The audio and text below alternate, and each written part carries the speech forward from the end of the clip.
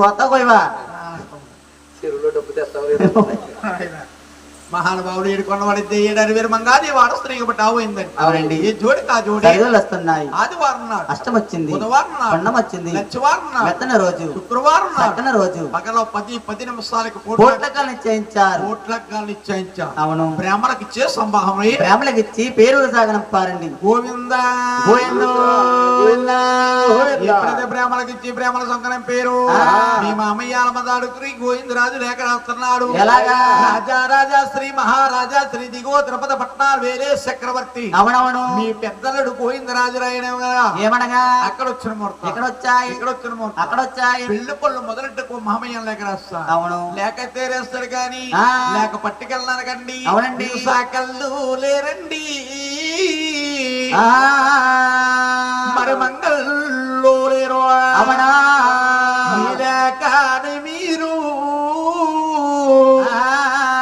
మోసుకుపోవాలో సాకల్లాలేరండి మంగల్లో లేరు. మీలాకాని మీరు మోసకపోవాలో. సాకళ్ళ మంగళ్ళంటే మళ్ళీ నరులకండి, నరులకండి. అవునండి. ఆనాడు దేవాన దేవతలు పంచమరువులు పెట్టి పిచ్చేవాడు. ఓ శిలకమ్మ లెగవమ్మ నేటి కాలానికి ప్రయాణం కలిగింది, ప్రయాణము తగిలింది. అవును. శిలక నోటికి లేక అందించాలి. శిలక నోటికి లేకంతే ఈ శిలక ఎలాగెళ్తుందా? ఎలాగా? కావును శిలక కంపారిపోతున్నా మేఘములు నడిసెల్లుతున్నావు.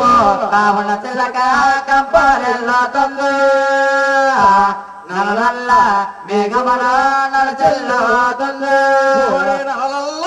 మేఘములు నడిసెల్లిపోతుంది. వారు తల మేఘములు తేలిపోతున్నా. మేఘముల నడిచెల్లిపోతుందా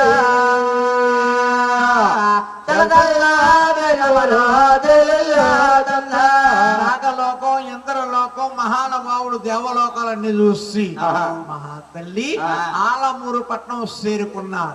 ఇంత సభలో ఏర రాండవలో పచ్చన పందెపట్లో 10 మంది సభలోని మామయ్య అలమాద్వారకుడు ఎవరని చూస్తా ఉన్నది. ఈ కూరామశలకి ఎలాగుందా నాయన? ఒక దండి తిరిగెళ్ళింది కోరామశలక. ఒరే కుడిసే దండ మీద కుదురు కావాలిందో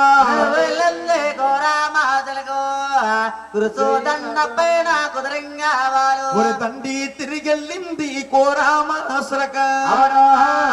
ఒరే కుడిసే దండ